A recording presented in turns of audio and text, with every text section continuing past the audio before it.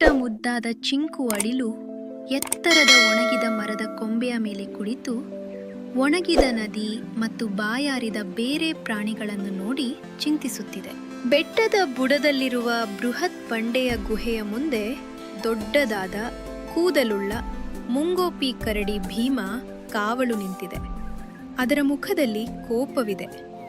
ಗುಹೆಯೊಳಗೆ ನೀರಿನ ಚಿಲುಮೆ ಹೊಳೆಯುತ್ತಿದೆ. ಚಿಂಕು ಅಳಿಲು ಧೈರ್ಯವಾಗಿ ದೊಡ್ಡ ಕರಡಿ ಭೀಮನ ಎದುರು ನಿಂತಿದೆ. ಅಳಿಲು ತನ್ನ ಪುಟ್ಟ ಕೈಗಳನ್ನು ಎತ್ತಿ ಮುಗುಳ್ನಗುತ್ತಾ ಹಾಡುತ್ತಿದೆ. ಕರಡಿ ಆಶ್ಚರ್ಯದಿಂದ ಅಳಿಲನ್ನು ನೋಡುತ್ತಿದೆ. ಹಿನ್ನೆಲೆಯಲ್ಲಿ ಇತರ ಪ್ರಾಣಿಗಳು ಹೆದರಿಕೆಯಿಂದ ನೋಡುತ್ತಿವೆ. ಅಳಿಲಿನ ಹಾಡು ಕೇಳಿದ ನಂತರ ಕರಡಿ ಭೀಮನ ಮುಖ ಬದಲಾಗಿದೆ.